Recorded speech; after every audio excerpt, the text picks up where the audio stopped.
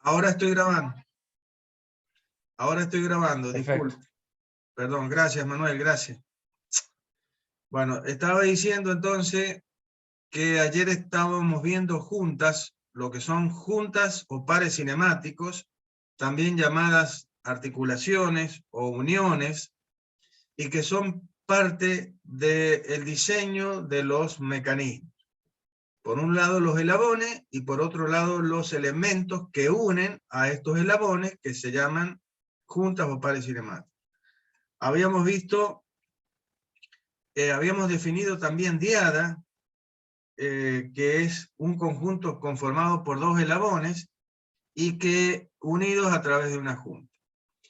En este caso, para este tipo de juntas que tenemos acá en la parte, las dos primeras juntas que estamos viendo, la parte superior, son juntas completas. Ya definimos por qué son juntas completas, porque restringen 2 grados de libertad, permitiendo 1 grado de libertad entre los elementos unidos, o sea, entre los eslabones conectados. En este caso estos son 2 eslabones conectados por un perno, y esto permite solamente que un eslabón respecto del otro rote. Esto lo hacíamos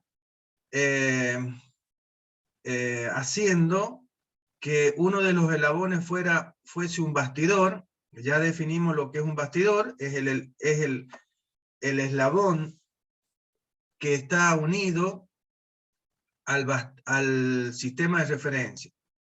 Por lo tanto, tiene todos sus grados de libertad restringidos, no puede moverse.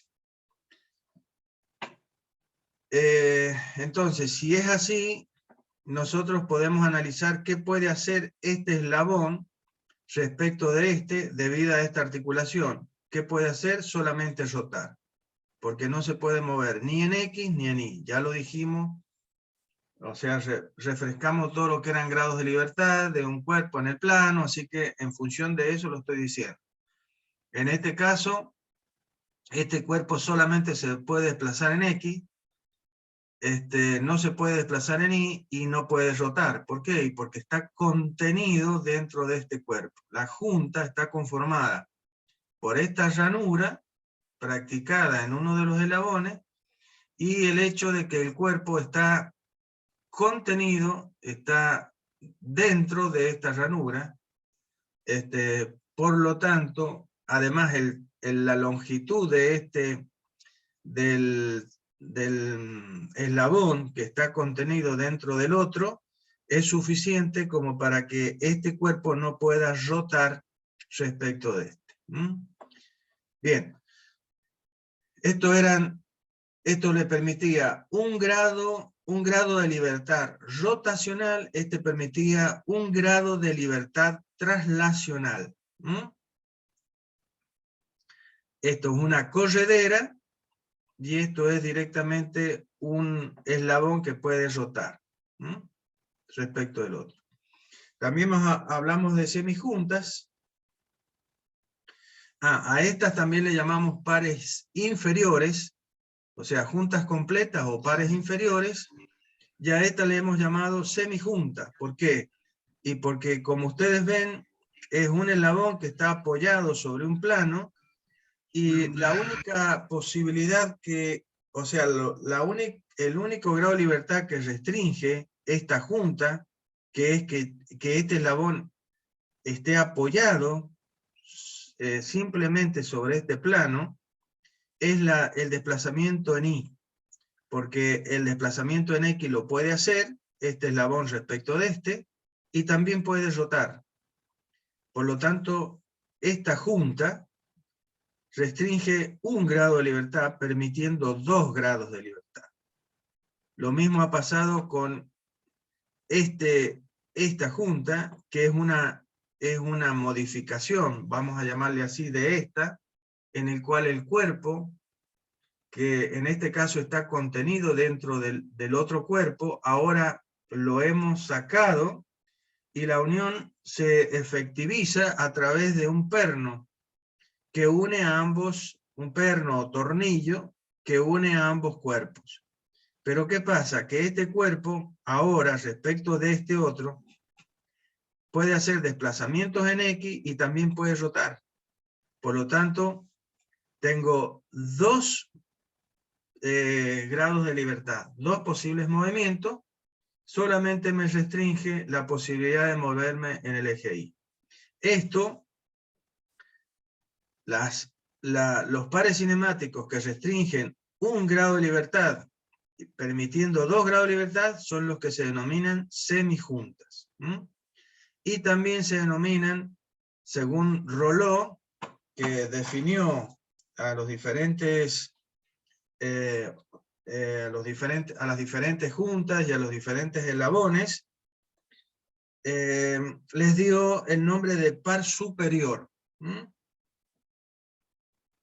Generalmente los pares superiores son juntas de contacto de punto o de línea, básicamente. Y los pares o las juntas completas generalmente son juntas de superficie. Acuérdense de la clasificación anterior.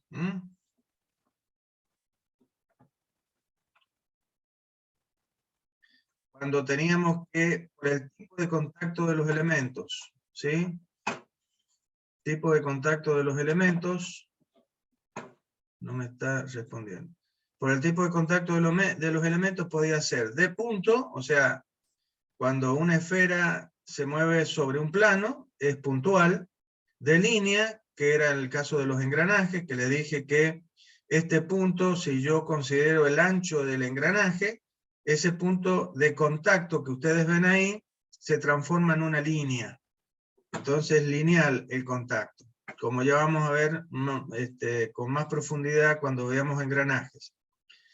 Y de superficie, cuando yo tengo un eje dentro de su alojamiento. Entonces, el contacto es superficial. Bueno, los pares inferiores generalmente tienen que ver con contacto superficial. Los pares inferiores, perdón, tienen en cuenta el contacto superficial, y los superiores el contacto o puntual o lineal. ¿Qué tiene que ver con esto? Yo les estaba diciendo cuando se cortó la clase ayer, tiene que ver mucho con la lubricación. Y esto, aunque ustedes no lo crean, es importante tenerlo en cuenta, porque cuando nosotros vamos a diseñar un mecanismo, es muy importante tener en cuenta qué tipo de juntas, o sea, de acuerdo a las aplicaciones, vamos a tener el tipo de juntas que van a unir a los diferentes eslabones. Generalmente cuando se va a generar un eslabonamiento, como un cuadrilátero articulado, como este que tenemos acá, que ya se los voy a terminar de presentar, ustedes ven que son cuatro eslabones donde uno es fijo y los otros 3 se están moviendo. Las articulaciones que unen, las uniones o pares cinemáticos que unen los eslabones entre sí, básicamente son de rotación, son juntas de rotación. Por lo tanto va a ser un tornillo dentro de un agujero. Entonces eso, como ya lo hemos dicho, es una junta completa de superficie, y es un par inferior porque es superficial el contacto, es de superficie el contacto. En cambio, en este mecanismo de abajo, que es el mecanismo de manivela biela corredera, también tenemos juntas de revoluta o rotación, que son las articulaciones que estamos viendo acá, pero una de ellas, que también es de superficie, porque es el contacto superficial entre el agujero interior de este collarín, que es un tubo, que se desplaza sobre otro cuerpo que también puede ser cilíndrico, ¿sí? Que es esta barra, que está fija, que es el bastidor, la parte fija del mecanismo. ese contacto también es superficial, pero fíjense que es una corredera. Y acá, si bien es superficial, presenta ciertas diferencias con esta junta, que es rotacional. ¿En relación con qué? Con la capacidad de lubricación, la posibilidad de mantener una buena lubricación entre las partes que se mueven. Es decir, entre este collarín que se va desplazando sobre este otro eslabón que es el bastidor y que está representado por una barra redonda. Acá hay un desplazamiento relativo entre ambos cuerpos y eso significa que debo poner algo que mantenga los cuerpos separados, no en contacto.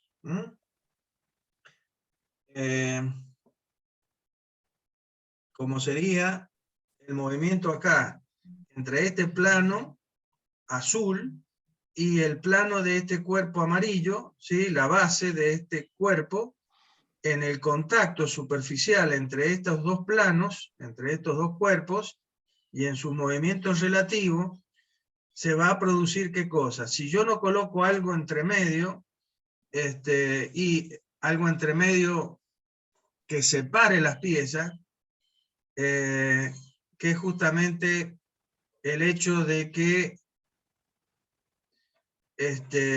sea un lubricante el que permita generar un efecto de separación entre las piezas. Yo ya les di una idea en clases anteriores de lo que es la lubricación. Lubricación es el efecto de lubricar. El hecho, acuérdense lo que dije, de separar las piezas que se mueven entre sí, o sea que tienen movimiento relativo entre sí. ¿Para evitar qué cosa? Que la superficie de cualquier cuerpo que ha sido mecanizada, sobre todo si ha sido por arranque de viruta, aunque a ustedes les parezca que está perfectamente terminada con la visión normal del ojo humano, vamos a ver que la superficie se ve muy lisita, pero si lo miramos con un microscopio vamos a ver que en la superficie van a ver cráteres y montañas, vamos a decir así. Estas irregularidades, que son rugosidades, así se llaman, estos cráteres y montañas, como les digo yo, para que tengan una idea más acabada, se llaman rugosidades. Tenemos que tener cuidado que las crestas de esas rugosidades, ¿sí?, no se toquen entre sí. Entonces yo debo separar las dos piezas que se mueven con movimiento relativo lo suficiente como que el espacio entre las mismas sea igual al menos que la suma de las crestas más altas que tiene cada superficie. ¿A través de qué? Y de colocar algún elemento entre medio, que es un fluido, es un aceite, es una grasa, que va a tener un valor de viscosidad suficiente para que pueda generar, ¿qué cosa? En el seno del fluido, una fuerza ascensional que separe las piezas. Esto yo medianamente se los expliqué en una clase anterior. Es el efecto de la lubricación. El efecto de la lubricación hidrodinámica, que tiene como base o soporte dos parámetros fundamentales. La viscosidad, que ya se los expliqué lo que es la viscosidad de un fluido, y la velocidad relativa, o el hecho de que dos cuerpos se mueven entre sí y que tienen una velocidad relativa entre sí. Entonces, si ustedes tienen este cuerpo que se desplaza sobre este otro, si bien el contacto es superficial, ¿qué va a pasar? Que yo no voy a poder usar grasa acá. ¿Por qué? Porque el mismo cuerpo en su movimiento va a arrastrar la grasa y la va a expeler, la va a sacar del contacto. Entonces, ¿qué tengo que hacer? Y tengo que usar algún otro sistema que me permita mantener el lubricante entre las piezas. En cambio, en esta junta, que es una junta rotacional, donde este eje está contenido dentro de esta placa, en el agujero practicado en esta placa, el aceite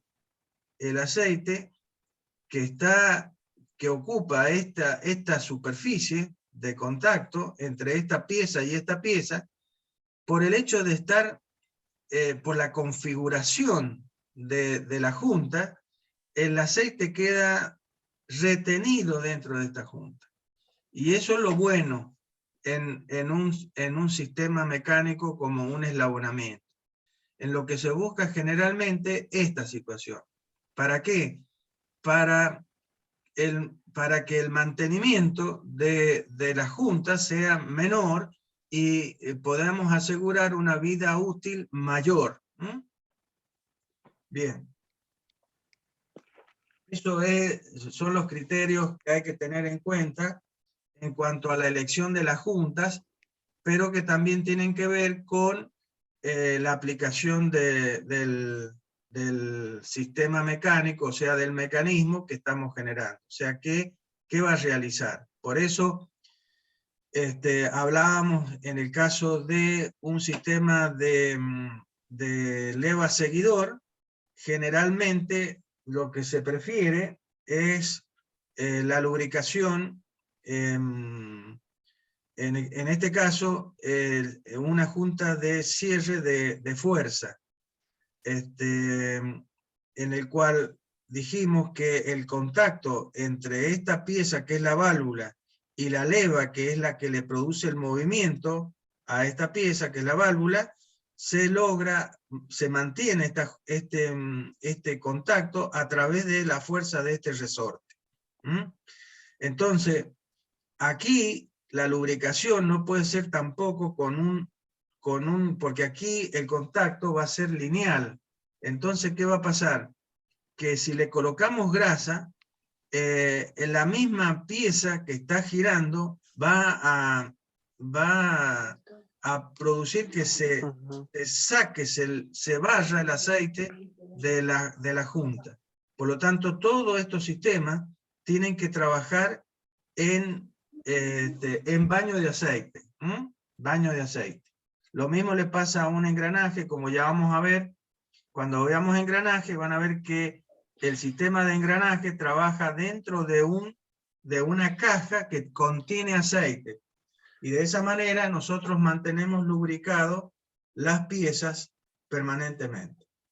Bueno, son cositas que hay que decirlas y que las tienen que tener presente, porque la lubricación es una parte fundamental en cualquier máquina, básicamente.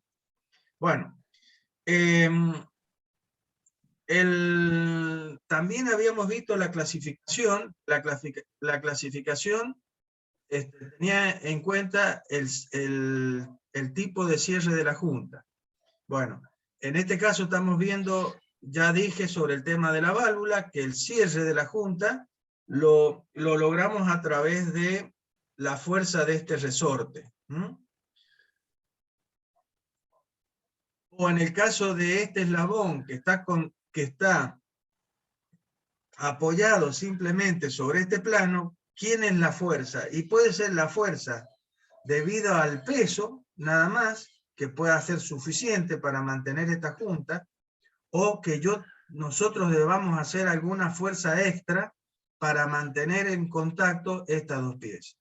Eso sería un contacto de fuerza, que se mantiene por la fuerza ejercida. Y como ya les dije, eso va a depender de la aplicación, qué tipo de mecanismo se logre. En el caso del sistema leva seguidor, generalmente se elige el sistema de fuerza. También puede usarse el de forma. pero normalmente se elige el de fuerza. En este caso, vemos el sistema de unión a través de cierre de forma, es decir, lo da la configuración, el hecho de que este cuerpo esté contenido dentro de esta ranura, o en este caso, que esta pieza no se pueda mover porque está relacionada también con esta ranura, y eso evita que este cuerpo pueda desplazarse en la dirección de ahí. El hecho de que este perno o tornillo esté contenido dentro de la ranura del otro cuerpo, evita la configuración de la junta, evita el desplazamiento en I. Acá no, acá tengo que hacer una fuerza para mantener el contacto. Eso es el cierre de fuerza o el cierre de forma. Bien, dentro de las semijuntas que son las que permiten 2 grados de libertad, también son denominadas juntas de rodamiento y deslizamiento. ¿Sí? ¿Y por qué se denominan también juntas de rodamiento y deslizamiento? Y porque permiten ambas formas de movimiento. Supongamos que yo tengo esta pieza